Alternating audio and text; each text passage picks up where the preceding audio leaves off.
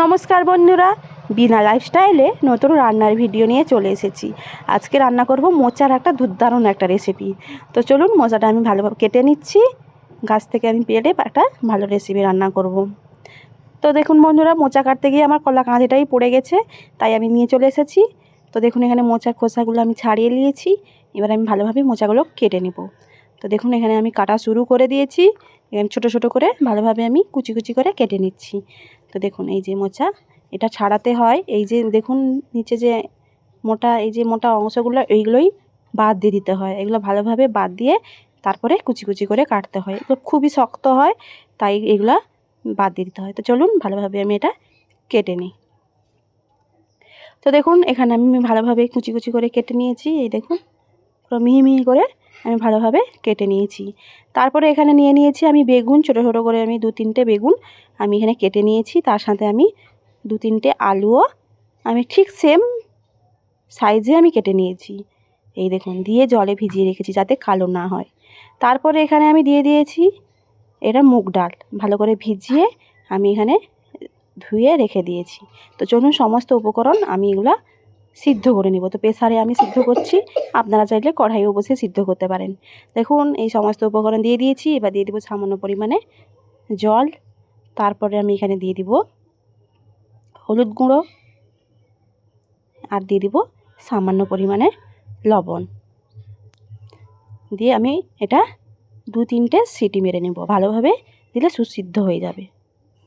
এই বসিয়ে দিয়েছি।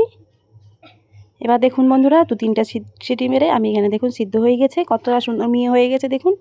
এরপরে চলুন এবারই রান্না করি। তো দেখুন, আজকে আমি রান্না করব রুই মাছের মাথা দিয়ে মোচার ঘন্ট। তার জন্য রুই মাছ মাথা নিয়ে নিয়েছি। এই মাথাগুলো ভালোভাবে ভেজে তারপরে রান্না করব।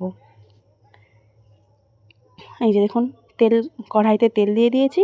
এবার রুই মাছের মাথাগুলো ভালোভাবে আমি ভেজে নেব, খুবই ভালোভাবে ভেজে নেব। এই দেখুন, ভালোভাবে ভেঙেও নিয়েছি যাতে খুবই ভালোভাবে ভাজা হয়ে যায়, যাতে তার আঁশটে গন্ধ দূর হয়ে যায়। তারপরে আমি এখানে আবার তেল দিয়ে দিয়েছি। এবার সেই তেলে দিয়ে দিচ্ছি সামান্য পরিমাণে পেঁয়াজ, এবং পেঁয়াজটা আমি ভালো কিছুক্ষণ নাড়তে থাকবো। এই দেখুন না, পেঁয়াজটা একটু ভাজা হয়ে গেলে এরপরে আমি দিয়ে দিচ্ছি 5 ফোড়ন আর শুকনো লঙ্কা। সেটাও আমি ভালোভাবে একটু ভেজে নিব পেঁয়াজের সাথে।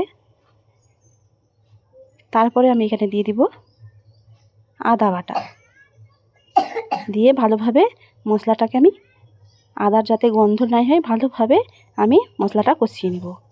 এই দেখুন কতটা সুন্দর আদার গন্ধটা পুরো চলে গেছে। এরপরে আমি যে ভেজে রাখা মাছের মাথাটাও মশলার সাথে ভালোভাবে কষিয়ে নেব। তারপরে এদিকে দেখুন, ওই সিদ্ধ ডালের সাথে আমি এখানে দিয়ে লঙ্কা গুঁড়ো আর হলুদ গুঁড়ো কিছু পরিমাণে দিয়ে দিয়েছি। এবার আমি এটা ভালো করে মিশিয়ে নিচ্ছি ডালের সাথে। এরপরে আমি এখানে ওই কড়াইতে আমি ভালো দিয়ে দিব ওই সিদ্ধ করা ডালটা আমি এখানে দিয়ে দিব, দিয়ে কিছুক্ষণ ফুটতে দিব। তো দেখুন বন্ধুরা, কতটা সুন্দর গন্ধ বেরিয়েছে, আপনারা একবার করে খাবেন। এই দেখুন ফুটে গেছে, এই দেখুন কতটা সুন্দর কালারও এসছে। তো বন্ধুরা, এই দেখুন নামিয়ে নিয়েছি।